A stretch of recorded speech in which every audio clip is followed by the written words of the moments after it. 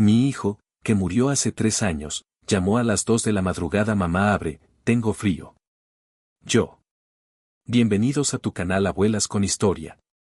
La vivencia que les compartiré hoy es una que desafía la lógica y nos sumerge en los misterios que se esconden entre la vida y la muerte. Se titula, Mi hijo, que murió hace 3 años, llamó a las 2 de la madrugada. Mamá, abre, tengo frío. Yo. Les pido de corazón que se suscriban y le den like al video para que podamos seguir compartiendo estas narraciones extraordinarias que nos demuestran que los lazos del amor son verdaderamente eternos. Todo comenzó en una de esas noches de octubre, cuando el viejo reloj de péndulo que presidía la sala dio las 2 campanadas, un sonido sordo y solemne que pareció cortar el aire. A mis 62 años, el sueño se ha vuelto un visitante caprichoso. Me despierta cualquier cosa. El crujido de las maderas de esta casa antigua que respira y se queja con el viento, la melodía lúgubre que el aire entona al colarse por las rendijas, o a veces, simplemente el peso de los años en el cuerpo, que ya no sabe descansar como antes. Pero esa noche, el despertar fue distinto. Fui arrancada del sueño con el corazón desbocado, galopando en mi pecho como un animal asustado, como si una mano invisible me hubiese agarrado por los hombros y me hubiese sacudido con violencia. La habitación estaba envuelta en esa clase de oscuridad profunda y aterciopelada que solo se encuentra en las madrugadas de otoño, cuando un manto de nubes densas se roba hasta el último destello de las estrellas. Podía ver las cortinas de encaje, un legado tejido por las manos pacientes de mi madre décadas atrás, danzando una coreografía fantasmal, movidas por la corriente helada que se infiltraba por el marco de una ventana que ya no sellaba bien.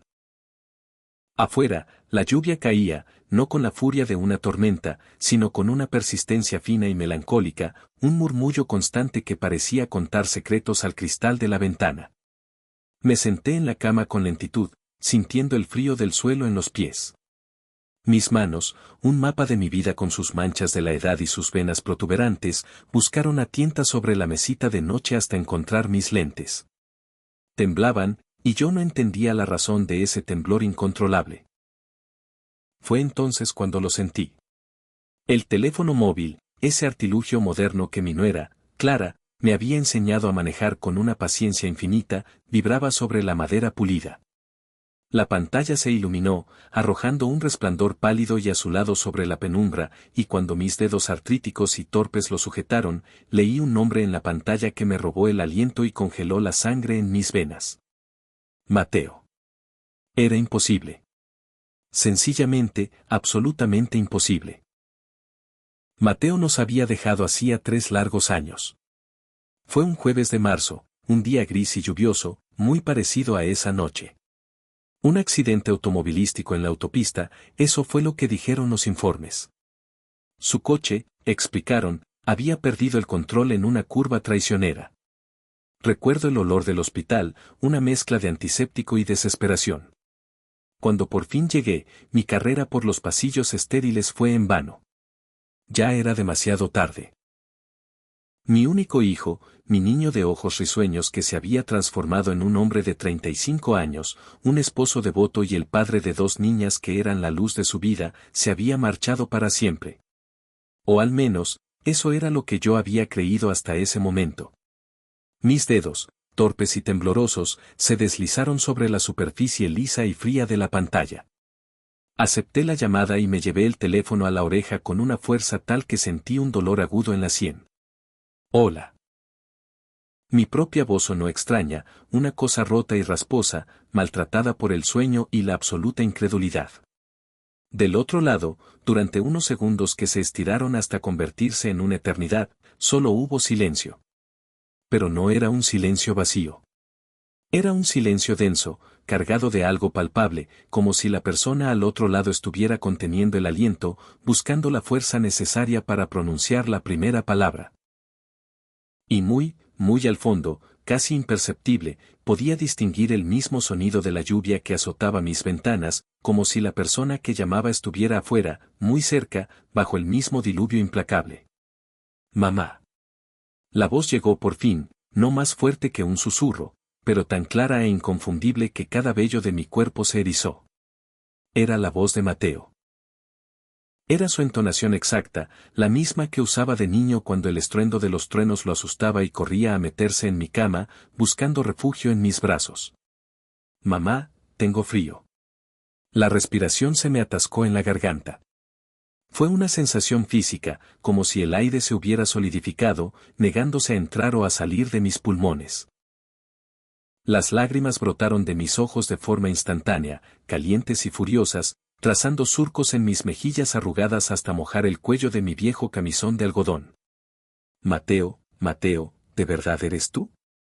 Mi voz era un temblor incontrolable, las palabras se atropellaban, apenas lograba articularlas. Hijo, ¿dónde estás? Estoy afuera, mamá, justo frente a la casa. Por favor, tienes que abrirme la puerta. Tengo mucho frío y está lloviendo mucho. Su voz no era un recuerdo, no era una alucinación. Sonaba tan real, tan presente, tan dolorosamente viva. No era el eco distorsionado de un sueño ni una jugarreta de mi mente, enloquecida por 3 años de duelo incesante. Era mi hijo. Era Mateo. Me puse de pie con una brusquedad que me provocó un mareo repentino. La habitación dio un vuelco a mi alrededor y tuve que aferrarme al poste de la cama para no desplomarme. Mis piernas, debilitadas por los años y la artritis, protestaron con punzadas agudas de dolor, pero las ignoré. No existía dolor que pudiera detenerme. Si mi hijo estaba ahí fuera, bajo esa lluvia helada, soportando el frío, mi único deber en el universo era abrir esa puerta. Tenía que verlo, necesitaba abrazarlo, sentirlo. Avancé por el pasillo oscuro, tropezando con mis propias pantuflas. Una mano se extendía frente a mí, palpando la pared fría y rugosa para no perder el equilibrio, mientras la otra apretaba el teléfono contra mi pecho, como si ese pequeño objeto fuera mi única ancla en un mundo que de repente había dejado de tener sentido. Las fotografías familiares colgadas en las paredes me observaban desde la penumbra, sus ojos parecían seguirme. Mateo de niño, con una sonrisa amplia y desdentada. Mateo el día de su graduación universitaria, con ese brillo de orgullo y futuro en la mirada. Mateo el día de su boda con Clara, los dos tan jóvenes, tan radiantes, tan inconscientes de la tragedia que el destino les tenía reservada. Ya voy, mi niño, ya voy, susurré al teléfono. Del otro lado ya no había palabras, solo el sonido de una respiración pausada, expectante. Llegué a la sala de estar. La luz mortecina de la farola de la calle se colaba por la ventana del frente, dibujando las siluetas fantasmales de los muebles. El viejo sofá donde Mateo se sentaba a ver el fútbol cuando venía a visitarme, la mesita de centro con el tapete de ganchillo que yo misma había hecho, el aparador donde descansaban las fotos de mis nietas, Lucía y Valentina, que ahora tenían 8 y 6 años. Ellas todavía preguntaban por su papá con una inocencia que me partía el alma, sin comprender del todo por qué nunca volvería. O quizás, solo quizás, estaban a punto de descubrir que sí podía volver. Me detuve frente a la puerta principal. Mi corazón latía con una violencia desmedida, sentía cada pulsación retumbando en mis sienes, en el hueco de mi garganta, en la punta de mis dedos. Apoyé la mano sobre el picaporte de metal, y su frialdad fue como una descarga eléctrica. Una parte de mí, la parte lógica y racional que había logrado sobrevivir 62 años en este mundo, me suplicaba a gritos que no abriera. Me recordaba que era imposible, que Mateo estaba muerto, que su cuerpo descansaba bajo una lápida de mármol gris en el cementerio municipal, una lápida que yo visitaba cada domingo sin falta, llevándole flores frescas. Pero la otra parte de mí, la parte que era madre, la que había sentido a ese niño crecer en mi vientre durante 9 meses, la que lo había amamantado, la que había soplado en sus rodillas raspadas y ahuyentado sus pesadillas con un beso, esa parte de mí no razonaba. Esa parte necesitaba abrir la puerta. Necesitaba comprobarlo con mis propios ojos, sin importar las consecuencias. Mateo, llamé con una voz que era apenas un hilo tembloroso, sin atreverme a girar la llave todavía. ¿De verdad eres tú? Soy yo, mamá. Por favor, apúrate, hace tanto frío aquí afuera. Giré la llave en la cerradura. El chasquido metálico del cerrojo al abrirse resonó en el silencio de la casa como el disparo de una pistola. Empujé la puerta, abriéndola con una lentitud agónica, mi alma debatiéndose entre un miedo atroz y un deseo irrefrenable por lo que pudiera encontrar del otro lado. Una ráfaga de viento y lluvia entró con furia, mojando el felpudo y el suelo de madera. El pequeño porche estaba apenas iluminado por la luz intermitente de la farola de la esquina, que parpadeaba como un ojo cansado a punto de cerrarse para siempre. Aguzé la vista, escudriñando la oscuridad, esperando ver su silueta. Pero allí no había nadie. El porche estaba desoladoramente vacío. Las macetas con los geranios que cuidaba con tanto esmero estaban allí, empapadas y abatidas por la lluvia. El viejo balancín de madera que Mateo me había regalado se mecía suavemente con el viento, produciendo un chirrido lastimero. Pero no había ninguna figura humana. No había nadie esperando a que su madre le abriera. Mateo. Mi voz se rompió en un sollozo ahogado. Las lágrimas regresaron, esta vez más calientes, más amargas. ¿Dónde estás, hijo mío? Bajé los escalones del porche, mis pies descalzos hundiéndose en el césped mojado, sin importarme que la lluvia me estuviera empapando el camisón hasta la piel. El agua helada me caló hasta los huesos, pero mi cuerpo estaba adormecido, solo sentía esa necesidad desesperada, animal, de encontrar a mi hijo. Miré hacia la izquierda, hacia la derecha, hacia la calle desierta donde los charcos reflejaban la luz temblorosa de las farolas. Nada. Ni un alma. Me quedé allí, de pie en medio de la lluvia, no sé por cuánto tiempo. Pudieron ser segundos o una eternidad. El tiempo había perdido su significado. El agua corría por mi cabello canoso, se deslizaba por mi rostro y se mezclaba con el sabor salado de mis lágrimas. Finalmente, con las piernas entumecidas y el cuerpo tiritando violentamente de frío, me di la vuelta y regresé al interior. Cerré la puerta despacio, giré el cerrojo y me apoyé contra la madera, deslizándome hacia abajo hasta quedar sentada en el suelo frío. El teléfono se me había caído de las manos en algún momento. Lo busqué a tientas en la oscuridad, mis dedos rozando el suelo hasta que lo encontraron junto al paragüero. La pantalla estaba en negro. La llamada se había terminado. Estoy perdiendo la razón. Le susurré a la oscuridad de mi casa. Por fin, la pena me está volviendo loca. 3 años llevaba viviendo sola en esa casa, la misma que me vio criar a Mateo después de que su padre nos abandonara cuando él apenas tenía 5 años. 3 años de silencios que gritaban, de comidas para uno, de largas conversaciones que mantenía únicamente con las fotografías y con el fantasma de mi hijo. Los primeros meses después de su partida habían sido un verdadero infierno. Recuerdo días enteros en los que era incapaz de levantarme de la cama, días en que el dolor era una entidad física, tan real y tangible que sentía como si alguien me hubiera abierto el pecho con un cuchillo oxidado. Clara, mi querida nuera, había insistido en que me mudara con ella y las niñas.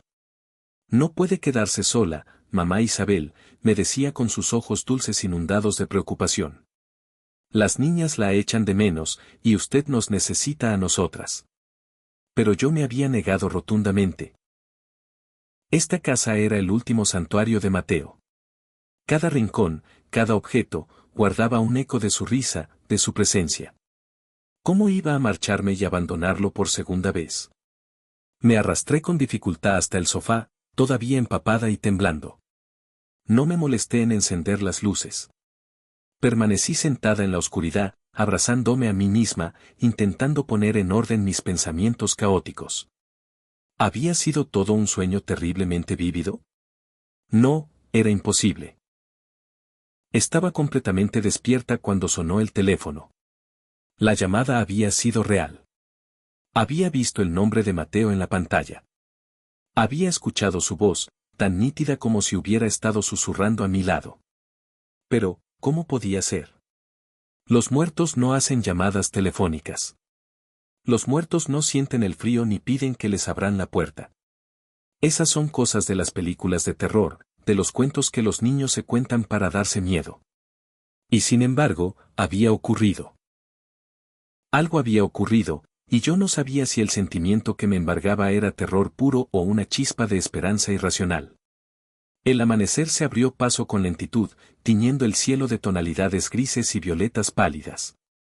Yo seguía en el sofá, ahora envuelta en una manta que había cogido del respaldo, con la mirada perdida en la puerta principal. No había pegado ojo. Cada vez que cerraba los párpados, la voz de Mateo resonaba en mi cabeza. Mamá, ábreme. Tengo frío. Cuando la luz del día fue suficiente para ver con claridad, me levanté, mis articulaciones quejándose por haber permanecido tanto tiempo en la misma postura.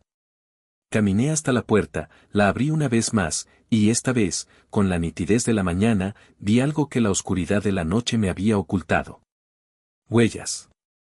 Unas huellas mojadas sobre las tablas de madera del porche. El corazón se me detuvo.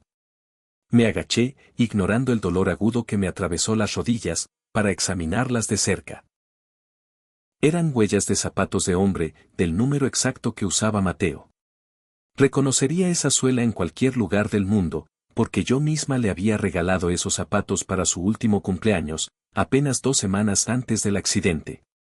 Unos zapatos informales de cuero marrón que le encantaban. Las huellas comenzaban en el borde de los escalones, como si alguien hubiera subido, se hubiera detenido justo frente a la puerta durante un rato, esperando, y luego, simplemente, se hubieran desvanecido.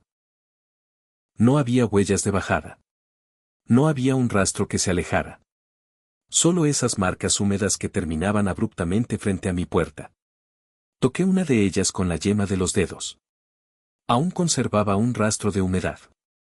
Aquello no era producto de mi imaginación. Algo, o alguien, había estado realmente allí. Me senté en los escalones del porche, sin importarme que estuvieran mojados. El frío de la mañana de octubre se filtraba a través de mi ropa, pero no lo sentía.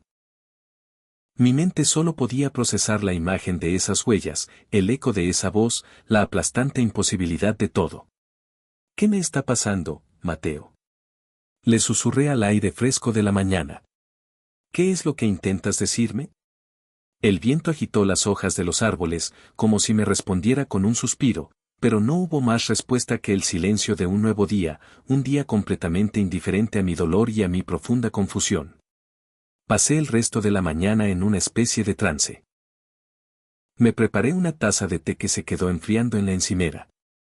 Me di una ducha con el agua tan caliente que mi piel quedó enrojecida. Me vestí con ropa que no recordaba haber sacado del armario.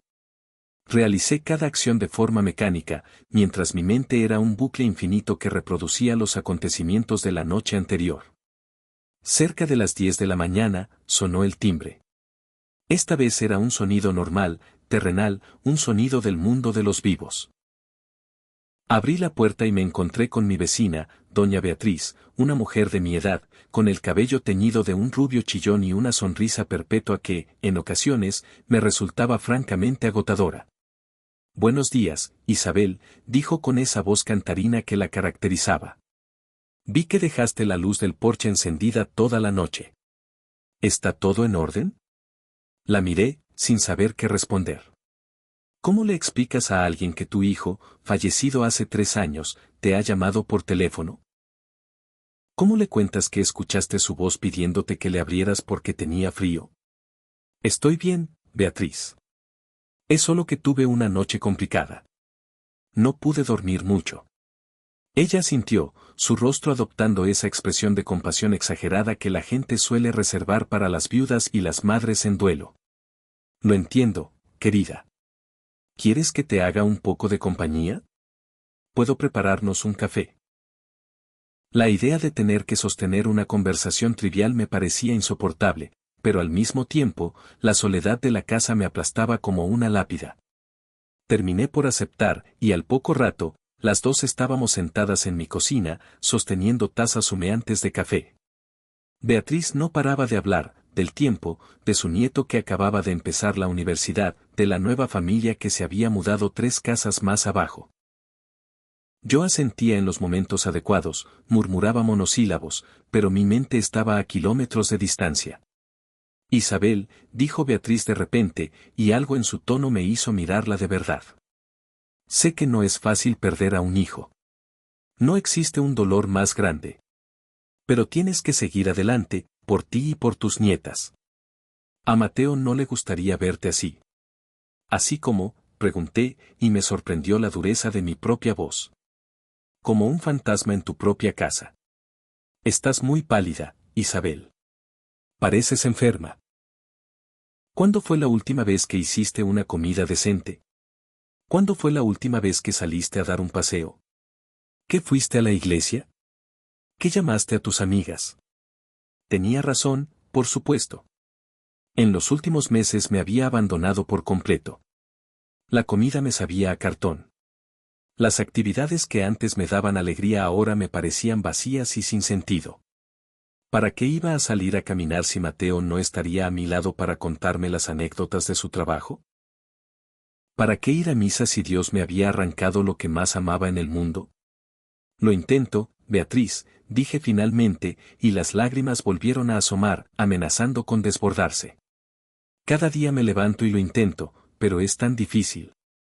Ella extendió su mano arrugada sobre la mesa y apretó la mía con fuerza. Lo sé, querida, lo sé. Cuando Beatriz se marchó, prometiendo volver pronto para arrastrarme a caminar por el parque, me quedé sola de nuevo. El silencio de la casa pareció volverse más denso, más pesado. Me senté en el sofá de la sala, el mismo en el que había pasado la noche en vela, y clavé la vista en el teléfono que había dejado sobre la mesita de centro. Una parte de mí ansiaba revisar el historial de llamadas, necesitaba la confirmación de que la llamada de Mateo realmente estaba registrada allí. Otra parte de mí sentía un pavor profundo por lo que pudiera encontrar. ¿Y si no había ningún registro, significaría que todo había sido una alucinación? ¿O solo confirmaría que algo verdaderamente sobrenatural había sucedido? Con manos temblorosas, finalmente tomé el teléfono. Deslicé el dedo por la pantalla hasta abrir el registro de llamadas. Y allí estaba. A las 2:04 de la madrugada. Una llamada entrante de Mateo, hijo. Pero eso era imposible. Yo misma había dado de baja su línea de teléfono meses después de su muerte. Clara me había dado su viejo móvil y yo lo guardaba en una caja en el fondo de mi armario, junto a otras de sus pertenencias más queridas, su reloj, su cartera, un fajo de fotografías. Ese teléfono ni siquiera tenía batería. Subí las escaleras hacia mi habitación, moviéndome más rápido de lo que mis piernas doloridas me permitían. Abrí el armario, revolví entre las cajas apiladas hasta que di con la correcta. La abrí con dedos torpes y saqué el teléfono de Mateo. Estaba exactamente como lo recordaba, apagado, inerte, con la pantalla oscura y sin vida. Intenté encenderlo, presionando el botón una y otra vez, pero no ocurrió nada. Estaba completamente muerto. Tan muerto como su dueño. Entonces, ¿de dónde diablos había salido esa llamada? Me senté en el borde de mi cama, sosteniendo el teléfono sin vida de mi hijo contra mi pecho, y lloré. Lloré como no lo había hecho en meses. Lloré por él, lloré por mí, lloré por mis nietas que estaban condenadas a crecer sin su padre, por Clara, que se había quedado viuda siendo tan joven, por todos los años que nos habían robado, por todas las conversaciones que nunca más tendríamos. Los días que siguieron fueron extraños, como si estuviera viviendo en dos realidades paralelas. De cara al exterior, intentaba mantener una fachada de normalidad. Iba al supermercado, cocinaba comidas que apenas probaba, respondía a las llamadas de Clara y las niñas con una voz que pretendía ser alegre. Pero por dentro, vivía en un estado de alerta constante, esperando. Esperando que el teléfono volviera a sonar, esperando volver a escuchar la voz de Mateo. Clara vino a visitarme el martes siguiente, y trajo a Lucía y Valentina con ella. Las niñas corrieron hacia mí en cuanto abrí la puerta, gritando «abuela». Con esa alegría pura y cristalina que solo los niños poseen. Las abracé con todas mis fuerzas, inhalando el aroma a champú de sus cabellos, sintiendo el calor de sus pequeños cuerpos contra el mío. «Abuela, ¿tienes galletas?», preguntó Valentina, la más pequeña, mirándome con sus enormes ojos castaños, una réplica exacta de los de Mateo. «Por supuesto, mi amor. Están en la cocina, en el mismo sitio de siempre». Las niñas salieron disparadas y Clara se quedó conmigo en el umbral. Había algo en su mirada, una preocupación que no lograba disimular del todo tras su sonrisa. Mamá Isabel, comenzó, usando ese tono suave y cuidadoso que siempre empleaba cuando iba a decir algo que sabía que no me gustaría oír. He estado pensando mucho. No está bien que viva sola en esta casa tan grande. Las niñas la extrañan a todas horas, y yo también la necesito. Clara, ya hemos hablado de esto. Lo sé, pero escúcheme. No tiene que ser para siempre, pero al menos venga a pasar unos días con nosotras. Una semana, 2, lo que quiera. Solo para que no esté tan sola. Quise decirle que no estaba sola. Quise gritarle que Mateo me había llamado, que había escuchado su voz. Pero las palabras se quedaron atrapadas en mi garganta. ¿Cómo podía decirle algo así a su viuda? ¿Cómo podía herirla con esperanzas absurdas o asustarla con mis delirios? Déjame pensarlo. Fue todo lo que pude decir. Clara suspiró, pero no insistió más. Pasamos la tarde juntas, viendo a las niñas jugar en el pequeño jardín trasero. Lucía, la mayor, había heredado de Mateo su amor por la lectura. Se sentó a mi lado en el banco del jardín, leyéndome en voz alta un cuento sobre princesas y dragones. Valentina correteaba por el césped, persiguiendo mariposas, y su risa llenaba el aire de vida. Abuela, preguntó Lucía de repente, cerrando el libro y mirándome con esos ojos solemnes, demasiado serios para una niña de 8 años. ¿Tú crees que papá nos puede ver desde el cielo? Se me formó un nudo en la garganta. Por supuesto que sí, mi cielo. Tu papá siempre, él las protege desde un lugar muy alto, y claro que puede comunicarse con nosotras. Sentí una punzada helada en el pecho. ¿Por qué me preguntas una cosa así, mi vida? Lucía bajó la vista, sus deditos jugueteando nerviosamente con las esquinas del libro de cuentos. Es que a veces, abuela, a veces lo siento muy cerca, como si entrara en mi cuarto por la noche para arroparme, igual que hacía antes. Un nudo se formó en mi garganta y las lágrimas me picaron en los ojos, amenazando con derramarse. Eso es porque lo llevas siempre en tu corazón, Lucía. Y mientras tú lo recuerdes con tanto amor, él nunca se marchará del todo. Pero mientras pronunciaba esas palabras de consuelo, mi mente era un torbellino. Pensaba en la llamada en la oscuridad de la madrugada, en las huellas inexplicables que se desvanecían en mi porche, en la voz que había sonado tan tangible, tan desesperadamente real. ¿Y si no se trataba solo de un recuerdo? ¿Y si era algo mucho más profundo y misterioso? Cuando Clara y las niñas finalmente se fueron, la casa se hundió de nuevo en un silencio que ahora me parecía más pesado, más cargado de secretos que nunca. Preparé algo para cenar sin el menor atisbo de apetito, un simple plato de sopa del que apenas probé un par de cucharadas. Lavé los platos, ordené la cocina, apagué las luces una por una, siguiendo el mismo ritual monótono de cada noche durante los últimos 3 años. Pero esta noche no era como las demás. Había una electricidad palpable en el aire, una tensión que se sentía en la piel, como la calma opresiva que precede a una violenta tormenta. Subí a mi habitación, me puse el camisón, pero la idea de acostarme era impensable. Me quedé sentada en el borde de la cama, con la mirada fija en los números digitales del reloj de la mesita de noche. Las 9. Las 10. Las 11. La medianoche. Con cada hora que pasaba, mi corazón comenzaba a latir con más fuerza, un tambor ansioso en la quietud de la casa. Eran las 12:30, la 1:30. A la 1:55, tomé mi teléfono. Lo sostuve con ambas manos, la pantalla oscura reflejando mi rostro pálido y tenso. Los minutos se arrastraban con una lentitud exasperante. 1:56. 1:57. 1:58. 1:59. A las 2 en punto de la madrugada, el teléfono vibró en mis manos. Esta vez, me había preparado para ello. O al menos, creía estarlo. Pero cuando vi el nombre iluminando la pantalla, Mateo, hijo, mis manos temblaron con tal violencia que casi se me cae el aparato. Deslicé el dedo para contestar. Mateo. Mamá.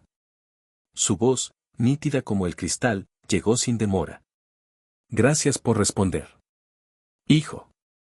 ¿Dónde estás? ¿Qué es todo esto? No entiendo absolutamente nada. Del otro lado de la línea hubo una breve pausa. Podía escuchar su respiración, un sonido calmado y medido, como si estuviera eligiendo cada una de sus próximas palabras con un cuidado infinito. No dispongo de mucho tiempo, mamá, pero es vital que me escuches. Necesito que sepas algo de suma importancia. ¿Qué cosa, hijo mío? Dime lo que sea, te escucharé. Mi muerte no fue un accidente. El mundo se detuvo. El aire a mi alrededor se volvió denso, pesado, casi irrespirable.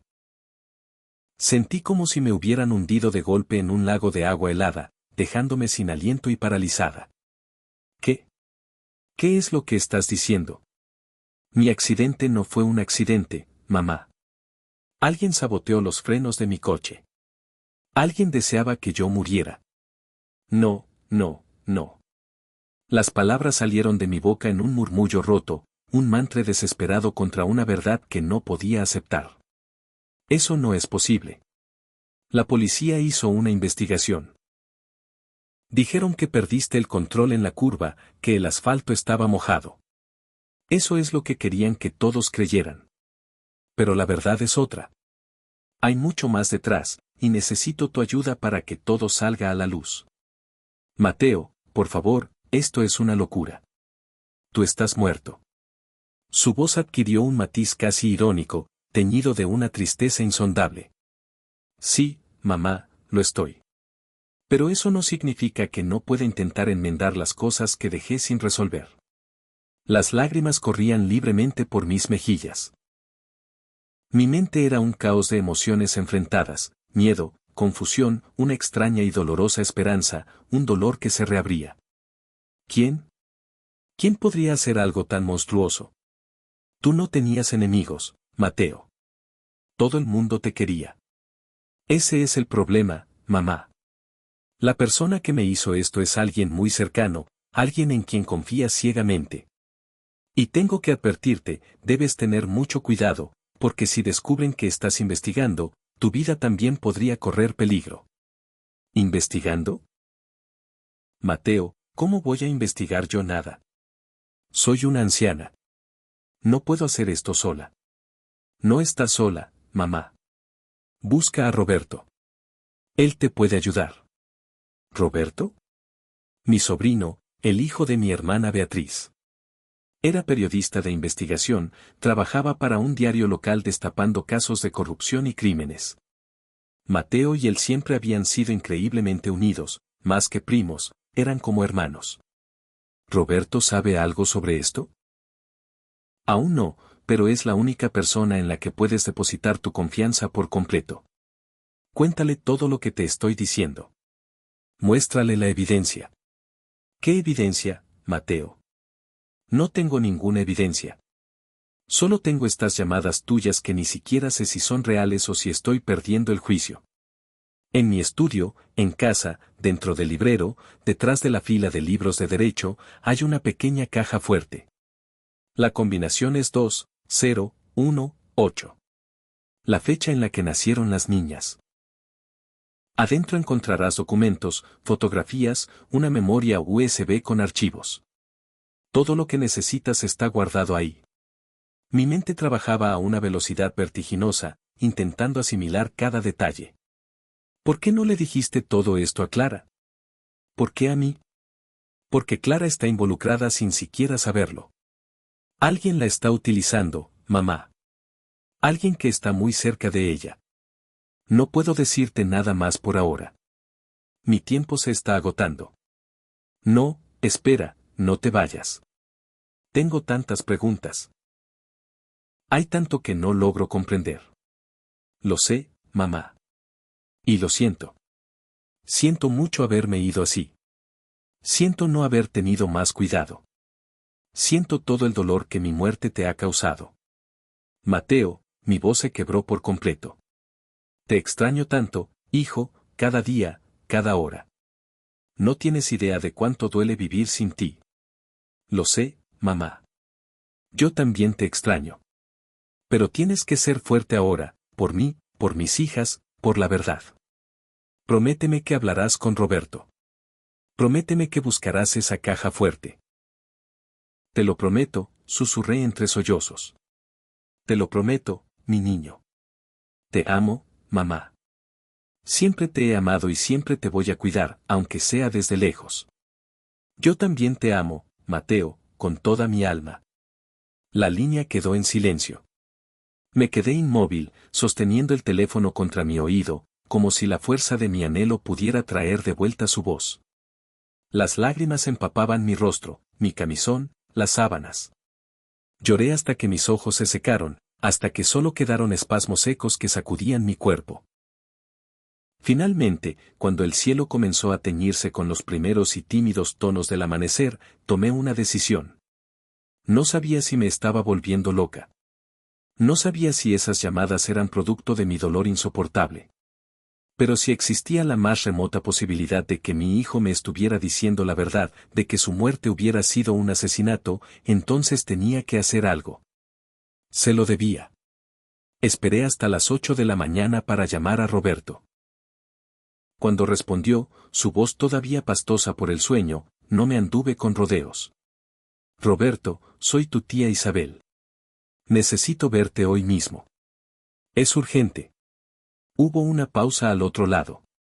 Tía, ¿estás bien? ¿Ha pasado algo? No puedo explicártelo por teléfono. ¿Puedes venir a mi casa, por favor? Es muy importante. Tiene que ver con Mateo. Otra pausa, esta vez más larga. Roberto y Mateo habían sido inseparables. Sabía que la muerte de mi hijo lo había devastado. Voy para allá. Dame una hora. Utilicé esa hora para prepararme. Me duché, me vestí con ropa decente por primera vez en semanas. Hice café. Necesitaba tener la mente clara. Roberto era un periodista, estaba entrenado para detectar incongruencias, para separar los hechos de la ficción. Si le contaba mi historia de forma atropellada y confusa, pensaría que había perdido la cabeza por completo. Cuando llegó, 60 minutos más tarde, me impactó de nuevo lo mucho que se parecía a Mateo. Tenían casi la misma edad, la misma altura y complexión, el mismo cabello oscuro, aunque Roberto lo llevaba más corto. La diferencia principal estaba en los ojos. Mateo tenía los míos, de color avellana, Roberto había heredado los ojos oscuros y penetrantes de mi hermana. Tía Isabel, me saludó, envolviéndome en un abrazo fuerte. Te veo muy cansada. No he dormido bien últimamente, admití, guiándolo hacia la sala. Siéntate, por favor. Tengo que contarte algo y te juro que vas a pensar que estoy loca. Se sentó en el sofá, su expresión volviéndose seria al instante. Tía, jamás pensaría eso de ti. ¿Qué ocurre? Respiré hondo y comencé a relatarlo todo desde el principio. La primera llamada a las 2 de la madrugada, las huellas en el porche. La segunda llamada de esa misma noche, la revelación de Mateo sobre su muerte, la existencia de la caja fuerte en su estudio. Roberto me escuchó en silencio, sin interrumpirme ni una sola vez, su rostro volviéndose más y más sombrío con cada palabra que yo pronunciaba. Cuando terminé, se quedó callado durante un largo rato, con la mirada perdida en sus manos entrelazadas. Tía, comenzó finalmente, eligiendo sus palabras con cautela. Sé que has pasado por un infierno. El duelo puede hacer que la mente, que nos juegue malas pasadas. Lo sé, lo interrumpí. Eso mismo pensé yo al principio. Pero, Roberto, había huellas reales en mi porche. Las llamadas están registradas en mi teléfono. Y Mateo mencionó esa caja fuerte. Si esa caja existe, si hay algo dentro, eso demostraría que no me lo estoy imaginando todo. Roberto se frotó el rostro con las manos, visiblemente abrumado. ¿Clara sabe algo de esto? No, Mateo me advirtió que no le dijera nada, que está involucrada sin saberlo. De acuerdo. Roberto se puso de pie y comenzó a caminar de un lado a otro de la sala, su mente de periodista trabajando a toda velocidad. Esto es lo que vamos a hacer. Iremos a casa de Mateo y Clara. Si Clara no está, mucho mejor. Buscaremos esa caja fuerte. Si es real y contiene lo que Mateo dijo, entonces tendremos un punto de partida. ¿De acuerdo? Asentí, sintiendo una mezcla de esperanza y un miedo terrible. ¿Y si no está? ¿Y si no hay nada? Entonces buscaremos ayuda de otro tipo. Pero vayamos paso a paso. Llamé a Clara desde el coche de Roberto mientras él conducía hacia su casa. Respondió al tercer tono, su voz sonaba distraída. Mamá Isabel, ¿todo bien? Sí, hija. Solo llamaba para saber qué hacían hoy. Las niñas tienen colegio hasta las 3 y después tenemos cita en el dentista. ¿Por qué? Simple curiosidad. Que tengan un buen día. Colgué y miré a Roberto. Tenemos hasta después de las 3, cuando regrese del dentista. La casa de Mateo y Clara era una preciosa residencia de 2 plantas en un barrio tranquilo, el tipo de lugar donde los niños juegan en la calle. La habían comprado recién casados, llenos de sueños. Mateo la había remodelado casi por completo con sus propias manos. Yo había pasado innumerables horas felices allí, pero desde su muerte apenas había vuelto. Era demasiado doloroso ver sus cosas aún en su sitio, como si fuera a entrar por la puerta en cualquier momento. Roberto usó una llave de emergencia que Clara le había dado años atrás. Entramos en la casa en un silencio casi reverencial, sintiéndonos como intrusos. El estudio está arriba, indiqué. Era el santuario de Mateo, una habitación forrada de libreros. Su escritorio de madera seguía allí, con una foto enmarcada de su familia sonriendo en la playa. Los libros de derecho, murmuró Roberto, acercándose a una de las estanterías. Empezó a sacar volúmenes pesados, revisando el espacio detrás. Lo ayudé, mi corazón martilleando contra mis costillas. ¿Y si todo era una alucinación? Tía, mira esto. Me giré. Roberto había despejado una fila entera de libros, revelando un pequeño panel de metal empotrado en la pared, una caja fuerte digital. Las rodillas me flaquearon. Era real. La combinación, dijo Roberto. Dijiste que era la fecha de nacimiento de las niñas. 2, 0, 1, 8, recité, mi voz apenas un susurro. Roberto introdujo los números. Durante un segundo que pareció una eternidad, no ocurrió nada. Luego, un suave clic. La puerta de la caja se abrió. Dentro estaba todo lo que Mateo había descrito, documentos, fotos, una memoria USB. Roberto lo sacó todo con cuidado y lo extendió sobre el escritorio. Los documentos eran extractos bancarios que mostraban transferencias de enormes sumas de dinero a cuentas desconocidas. Las fotos eran aún más inquietantes. Mateo había fotografiado a alguien con un teleobjetivo. Mostraban a Marcos, su mejor amigo desde la universidad, el padrino de Lucía, en reuniones clandestinas. El hombre que había llorado amargamente en su funeral. No puede ser, susurré, sintiendo que el suelo se desvanecía bajo mis pies. Marcos era como su hermano. Roberto examinaba un documento con el ceño fruncido.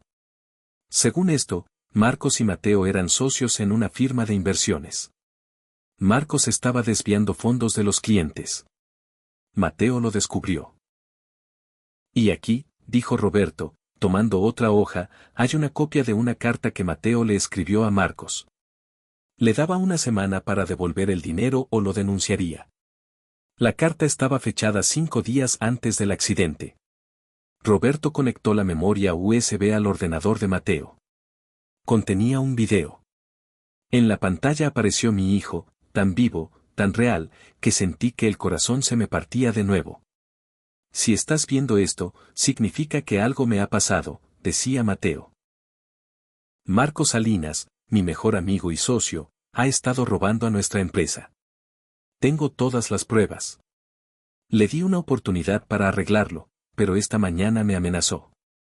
Me dijo que me arrepentiría si hablaba.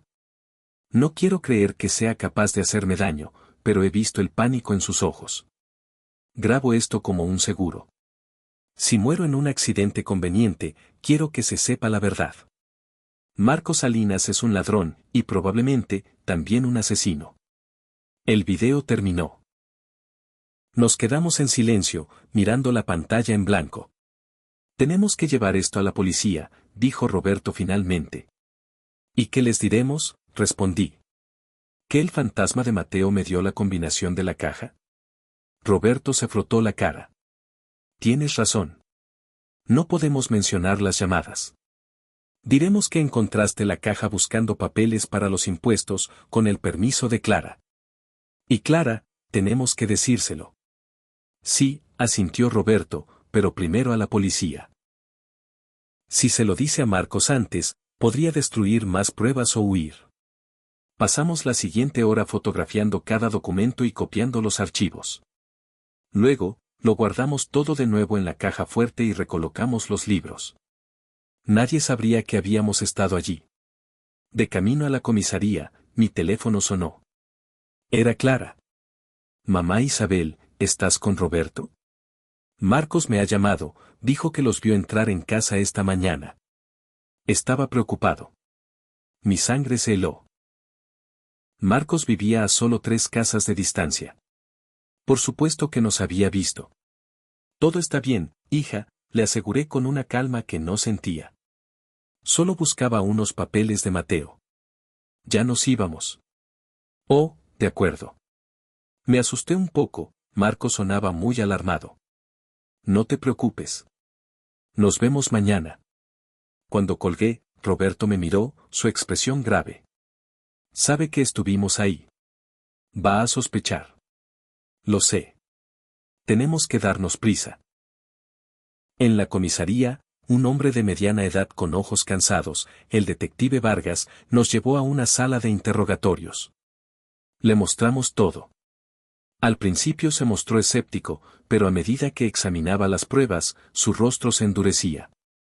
Esto es importante, dijo al final. Pero hay un problema. El caso de Mateo Mendoza se cerró como un accidente. Para reabrirlo, necesitamos pruebas directas de que el señor Salinas manipuló el coche, no solo evidencia de fraude. Pero el video, insistí. El video prueba que sospechaba, pero la sospecha no es una prueba. Un fiscal necesitaría algo más. Roberto se inclinó hacia adelante.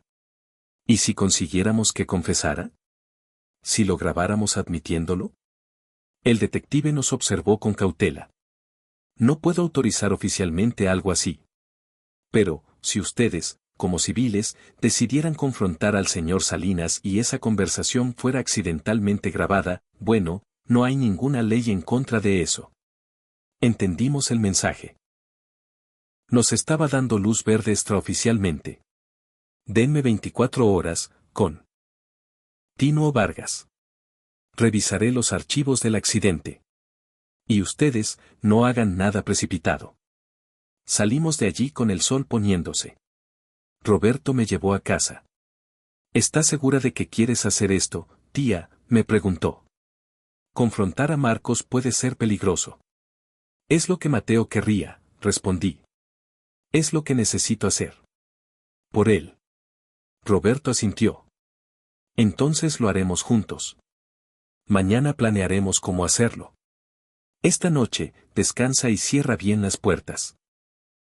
Esa noche me quedé despierta de nuevo, esperando las 2 de la madrugada, anhelando escuchar su voz una vez más.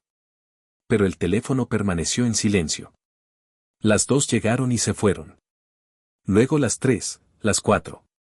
Mateo no llamó. Me pregunté si su misión había terminado, si su alma podía por fin descansar. La idea de no volver a oírlo, ni siquiera de esa forma tan extraña y aterradora, me llenó de una nueva y profunda tristeza. A la mañana siguiente, Roberto llegó temprano, con un plan ya trazado.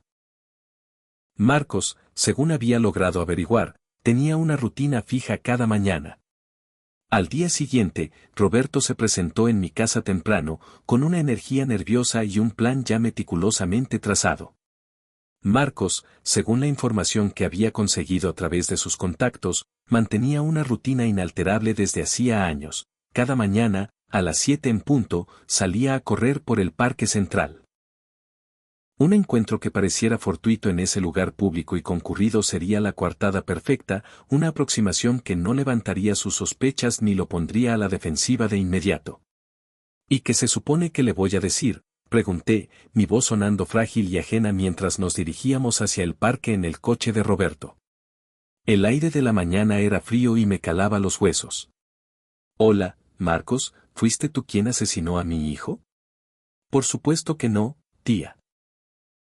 Vas a actuar con sutileza, con inteligencia. Le mencionarás que, ordenando las cosas de Mateo, encontraste algunos documentos de la empresa que te han dejado preocupada.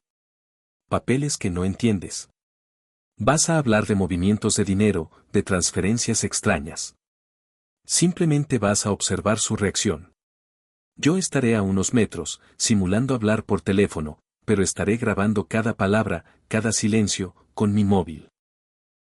Si se pone nervioso, si comete un desliz, si algo en su historia no encaja, lo tendremos. En teoría, el plan sonaba sencillo, casi elegante en su simplicidad. En la práctica, sentía como si un nido de avispas se agitara en mi estómago y mis manos, aferradas a mi bolso sobre el regazo, no dejaban de temblar. Marcos ya estaba completando su segunda vuelta alrededor del lago cuando lo interceptamos, justo en un recodo del sendero bordeado de sauces llorones. Se veía exactamente igual que siempre. Atractivo, en una forma física impecable para sus 37 años, y con esa sonrisa fácil y deslumbrante que tenía el poder de hacer que la gente confiara en él de manera instantánea. Isabel, Roberto, nos saludó, deteniendo su carrera y mostrando una sorpresa que parecía completamente genuina, o al menos era una actuación magistral. ¡Qué alegría verlos por aquí tan temprano! Hola, Marcos, logré articular, forzando una sonrisa que se sentía como una mueca en mi rostro. ¿Tienes un momento? Necesito hablar contigo de una cosa. Claro que sí, para ti lo que sea. Se secó el sudor de la frente con una pequeña toalla que llevaba al cuello, su respiración aún agitada por el ejercicio. ¿Está todo bien? Es sobre Mateo, empecé, sintiendo el nombre de mi hijo como brasas en la boca. Y sobre la empresa que teníais juntos. Su expresión cambió, fue un cambio sutil, casi imperceptible para un ojo no entrenado, pero yo lo vi. La sonrisa permaneció anclada en sus labios, pero algo en sus ojos se endureció, se volvió frío y calculador. ¿Qué ocurre con la empresa? He estado ordenando sus papeles y encontré algunos documentos, movimientos de dinero que no consigo entender. Transferencias muy grandes a cuentas que no reconozco. Observé su rostro con la intensidad de un halcón, buscando cualquier fisura en su máscara. Pensé que quizás tú podrías ayudarme a aclararlo. Marco soltó una carcajada, pero el sonido fue hueco, forzado, desprovisto de toda alegría. Isabel, por favor, no creo que debas preocuparte la cabeza con esas cosas. Son asuntos de negocios muy complicados, ya sabes. Nada que deba. Marcos. Dejé que mi voz, normalmente suave, se cargara de una firmeza que ni yo misma sabía que poseía. Puede que sea una anciana, pero no soy estúpida. Sé perfectamente cuando alguien me está mintiendo, y sé que algo no iba bien en esa empresa mucho antes de que Mateo muriera. Un silencio tenso se instaló entre nosotros, tan denso que parecía absorber el canto de los pájaros. Marcos nos miró, primero a mí y luego a Roberto, sus ojos moviéndose rápidamente, evaluando la situación, calculando su siguiente movimiento. ¿Qué es lo que quieres, Isabel? ¿Es dinero? Porque si se trata de... Quiero la verdad, lo interrumpí bruscamente. Quiero saber si mi hijo murió porque descubrió algo que no tenía que descubrir. Marcos se puso pálido como el papel. Durante una fracción de segundo, un instante fugaz, vi el pánico puro y absoluto reflejado en sus ojos. Luego, con un esfuerzo visible, se recompuso, volviendo a enfundarse en su máscara de amigo leal y preocupado. No sé de qué me estás hablando. Mateo tuvo un accidente de tráfico. Fue una tragedia horrible para todos, pero fue solo eso. Un maldito accidente. ¿Estás seguro de que lo fue? Roberto habló por primera vez, su voz era tranquila pero cortante como el filo de una navaja. Marcos pareció sobresaltarse, como si acabara de recordar que mi sobrino también estaba allí. Porque resulta que tenemos pruebas que sugieren todo lo contrario.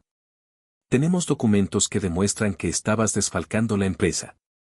Tenemos grabaciones. Lo tenemos todo, Marcos. El color desapareció por completo del rostro de Marcos, dejándolo con una palidez cadavérica. Ustedes no lo entienden. No tienen ni idea de la presión bajo la que me encontraba. Las deudas, mi familia. Iba a devolver hasta el último céntimo, lo juro. Pero Mateo no me dio tiempo. Él no lo entendía. Entonces, ¿admites que robaste el dinero?, pregunté, sintiendo una extraña mezcla de triunfo y un horror que me helaba la sangre. Marcos se pasó las manos por el cabello, completamente desesperado, mirando a su alrededor con nerviosismo, como un animal acorralado que busca una vía de escape. Sí. De acuerdo. Sí. Cogí dinero que no era mío.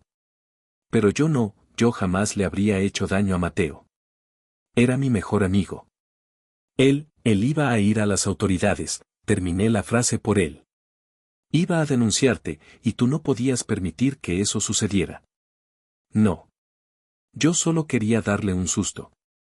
Quería que comprendiera que si me denunciaba, mi vida se acabaría. Mi familia lo perdería todo. Solo necesitaba un poco más de tiempo para solucionarlo. Entonces, ¿qué pasó aquella noche?, presionó Roberto, acercándose un paso. ¿Qué le hiciste a su coche? Marcos nos miró, y por primera vez, no vi al hombre de negocios exitoso ni al amigo encantador. Vi a un hombre completamente roto. Las lágrimas comenzaron a brotar de sus ojos y a deslizarse por sus mejillas. No iba a hacerle daño. Lo juro por Dios que no era mi intención. Solo aflojé un poco los conductos de los frenos. Pensé que tendría un pequeño accidente, un susto, algo que lo hiciera recapacitar. Pero la carretera estaba mojada por la lluvia, y él iba deprisa, y en esa curva. Se cubrió el rostro con las manos, su cuerpo sacudido por sollozos. No quería que muriera. Nunca quise que muriera. Ha sido un infierno vivir con esto. Cada vez que veo a Clara, cada vez que miro a las niñas. Dios mío, ¿qué he hecho? El silencio que siguió a su confesión fue absoluto, sepulcral. Hasta los pájaros en los árboles parecieron enmudecer. Roberto, que había mantenido su teléfono discretamente en el bolsillo de su chaqueta grabando toda la conversación, hizo una pequeña señal con la cabeza. De repente, varios hombres vestidos con ropa deportiva, que hasta ese momento habían estado ejercitándose o paseando por los alrededores del lago, convergieron hacia nosotros con rapidez. Eran policías de paisano. Entre ellos, distinguí al detective Vargas. Marcos Salinas, dijo Vargas con voz firme, mostrando su placa. Queda detenido por el asesinato de Mateo Mendoza. Vi cómo le ponían las esposas a Marcos, cómo le leían sus derechos con una voz monótona y profesional. Vi cómo se lo llevaban, sin que él ofreciera la menor resistencia, hacia un coche patrulla sin distintivos que había aparecido como por arte de magia entre los árboles. Parecía casi aliviado, como si el peso de su secreto finalmente se hubiera vuelto demasiado insoportable. Lo ha confesado todo, le dije al detective Vargas, mi voz temblando sin control. Realmente fue él. Sí, señora Mendoza. Y gracias a ustedes, por fin se hará justicia por su hijo. Roberto me rodeó con sus brazos mientras yo me derrumbaba, llorando. No eran lágrimas de tristeza, o no únicamente de tristeza. Eran lágrimas de alivio, de catarsis, la certeza de que la verdad, por terrible que fuera, finalmente había salido a la luz. Mateo estaría orgulloso de ti, tía, me susurró Roberto al oído. Has sido muy valiente. Tuvimos que contárselo todo a Clara, por supuesto. Esa fue, sin duda, la conversación más difícil de toda mi vida. Ver su rostro descomponerse, pasar de la incredulidad al horror y a la más profunda de las traiciones mientras le explicábamos que Marcos, el padrino de su hija mayor, el hombre que la había estado ayudando con las finanzas desde la muerte de Mateo, era en realidad el monstruo responsable de haberla dejado viuda. Pero Clara demostró una fortaleza que yo no sabía que poseía. Tras el shock inicial, tras las lágrimas y la rabia, una determinación de acero se apoderó de ella. Las niñas merecen saber que su padre no nos abandonó por un descuido, dijo, secándose los ojos con furia.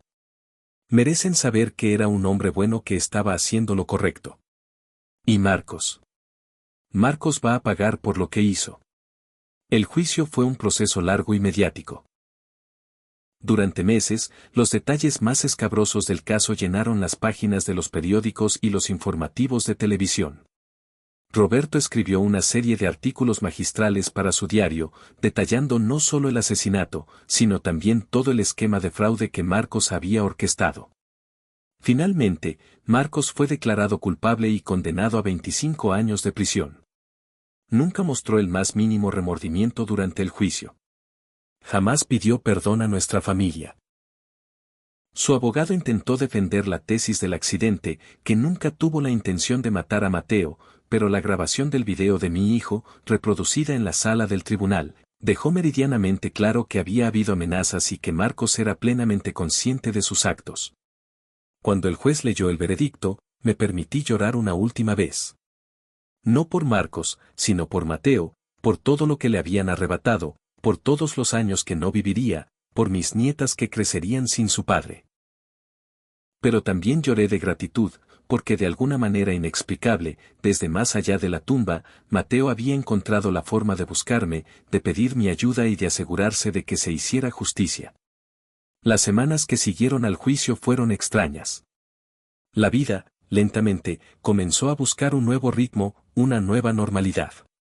Clara decidió vender la casa, un lugar impregnado de demasiados recuerdos dolorosos, y se mudó con las niñas a un apartamento más pequeño pero lleno de luz. Yo las veía con mucha más frecuencia ahora. Una noche, justo un mes después de que se dictara la sentencia, me desperté a las 2 de la madrugada. No fue por el sonido del teléfono. Fue una sensación, una calma que se había instalado en el aire. Me levanté y me acerqué a la ventana. La noche estaba despejada, sin una nube. Millones de estrellas parpadeaban en el terciopelo negro del cielo. Y entonces lo vi, o creí verlo. Una silueta de pie en la acera, frente a mi casa, alta y familiar, bañada por la luz pálida de la farola. Mateo, susurré, sabiendo que era imposible. La figura levantó una mano, no a modo de saludo, sino como un gesto de despedida. Y luego, como el humo que se dispersa en el viento, simplemente se desvaneció. Pero no sentí miedo. Esta vez, solo sentí una paz inmensa, porque comprendí lo que significaba. Mateo se estaba despidiendo. Su alma ya no estaba atrapada, su sed de justicia había sido saciada. Por fin, podía descansar. Me quedé junto a la ventana durante mucho tiempo, contemplando las estrellas, sintiendo una conexión con mi hijo que trascendía cualquier barrera física. Adiós, mi niño, susurré al aire de la noche. Descansa ahora. Yo estaré bien. Todos estaremos bien. Y aunque las lágrimas volvían a surcar mis mejillas, esta vez eran lágrimas de liberación, de aceptación, la certeza de que el amor entre una madre y un hijo nunca muere de verdad. Simplemente, se transforma. Los meses se convirtieron en años. La vida, como siempre hace, continuó su curso. Lucía empezó el instituto. Valentina descubrió una pasión arrolladora por el ballet. Clara conoció a un hombre bueno y amable. Yo me mudé a un apartamento más pequeño. Roberto me ayudó con la mudanza, y fue él quien encontró, en una vieja caja de recuerdos, el antiguo teléfono de Mateo. ¿Recuerdas las llamadas, tía?, me preguntó. Cada día, respondí. Pero ya no me asustan. Ahora las entiendo como lo que fueron, el último regalo de mi hijo. Pero hubo una última llamada, una que no le he contado a nadie hasta hoy. Fue en el primer aniversario de la condena de Marcos. Me desperté a las 2 en punto y mi teléfono vibró. No sentí miedo, solo una tranquila curiosidad. En la pantalla ponía, Mateo, hijo. Hola, hijo, dije con suavidad. Hola, mamá. Su voz sonaba diferente, más lejana, pero llena de paz. Solo llamaba una última vez para darte las gracias. No tienes que agradecerme nada, mi vida. Siempre lucharé por ti. Lo sé. Pero quiero que sepas que estoy bien. Estoy en paz. Ya no tengo frío, mamá. Ya no estoy solo. Las lágrimas resbalaron por mis mejillas. Me alegro tanto de oír eso, mi amor. Estás en un buen lugar. El mejor lugar. Y algún día, cuando llegue tu hora, estaré aquí esperándote. Pero aún falta mucho para ese día. Tienes que vivir. Las niñas te necesitan. Lo haré, te lo prometo. Y mamá, sobre esas llamadas, ¿sabes qué fue lo que pasó en realidad? El amor, mamá. El amor es más fuerte que la muerte. Nuestro amor creó un puente entre los dos mundos. No fue una locura, fue real. Lo sé. Siempre lo supe. Vive, mamá. Vive plenamente. Ríe, ama, sé feliz. Esa es la mejor manera de honrarme. Lo haré, hijo. Te lo prometo.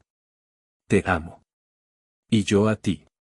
La línea se cortó por última vez, y supe, con una certeza absoluta, que era el final. Supe que ahora él podía seguir adelante, y yo también.